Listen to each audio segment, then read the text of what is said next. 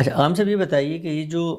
Establish history کے علاوہ history کا دوسرا حصہ ہے جس کو لوگ منتقل کر رہے ہوتے ہیں، یہ بھی ظاہری بات ہے ایک ماحول اور ایک واقعے کی تصویر آپ تک پہنچا رہا ہوتا ہے۔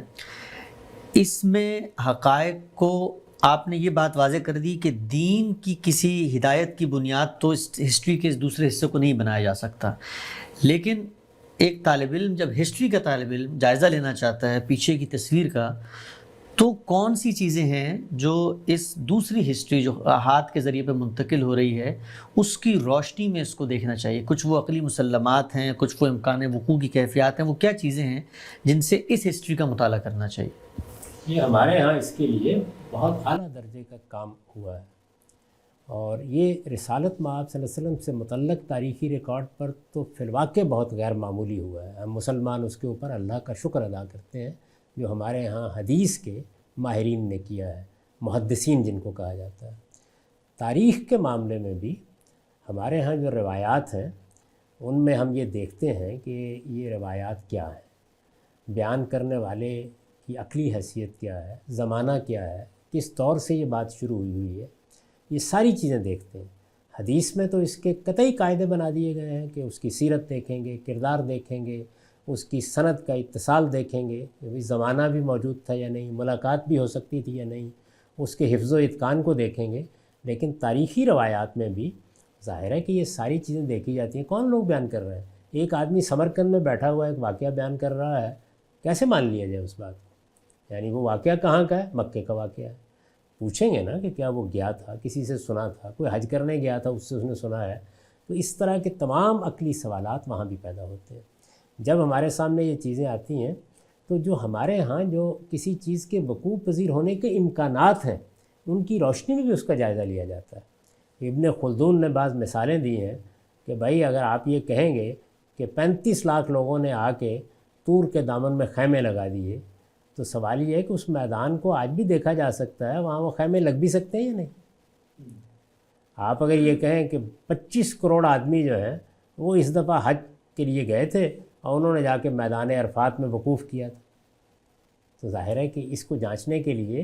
ہمارے پاس کچھ علمی عقلی مسلمات ہیں جن کی روشنی میں ہم دیکھ سکتے ہیں کہ اس میدان میں اتنے لوگ آ بھی سکتے ہیں یا نہیں، جا بھی سکتے ہیں یا نہیں۔ اچھا، پھر جو اخبار ہیں ان کی بھی ہم تصدیق کر سکتے ہیں۔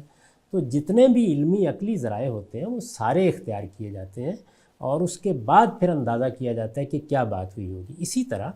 سماجی حالات، تمدنی حالات، انسانوں کی نفسیات کیسے کام کرتی ہے، انسان اجتماعی زندگی میں کیسے بیہیو کرتے ہیں، ان تمام چیزوں کا بھی اچھا علم ہونا چاہیے۔ ایک تاریخ کا جو محقق ہے وہ دیکھے گا، بہت دقت نظر سے دیکھے گا کہ جو بات بیان کی جا رہی ہے یہ کیسے ممکن ہو سکتی ہے، کیا انسانی نفسیات سے مطابقت رکھتی ہے، کیا انسان ایسی بات کرتے ہیں۔ اچھا، بحثیت مجموعی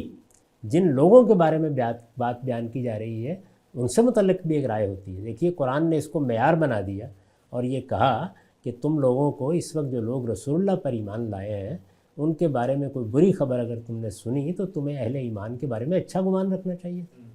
اور تم نے جب اتنی بری خبر سنی کہ ایک تہمت، ایک بہتان کا ذکر سنا، تو تم نے یہ کیوں نہ کہا کہ سبحانہ کا ھذا بہتان عظیم۔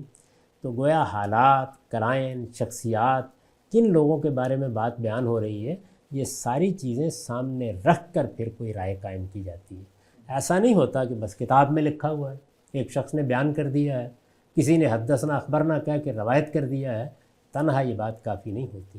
تاریخی حقائق کے معاملے میں یہ ساری، آپ دیکھیے کہ جو رسالت مآب صلی اللہ علیہ وسلم سے متعلق چیزیں ہیں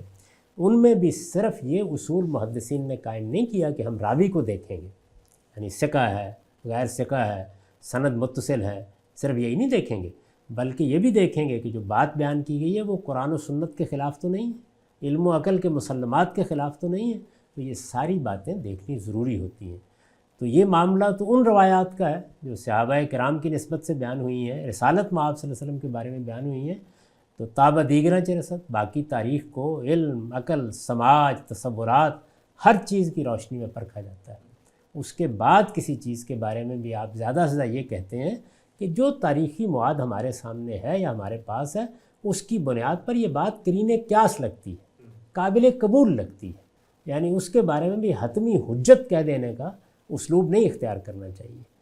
میں نے اسی لیے عرض کیا کہ اس طرح کی چیزیں نہ ایمان بن سکتی ہیں، نہ عقیدہ بن سکتی ہیں، نہ ان کی بنیاد پر فرقہ بندی کرنی چاہیے، نہ لوگوں کی تکفیر اور تفسیق کرنی چاہیے. یہ علم کی دنیا کی چیز ہوگی، اور اگر کوئی سچا عالم ہے تو وہ انہیں پیش بھی ایسے ہی کرے گا کہ جو مواد مجھے میسر آیا ہے اس کی بنیاد پر میں یہ رائے رکھتا ہوں. آپ بھی غور کر لیجیے.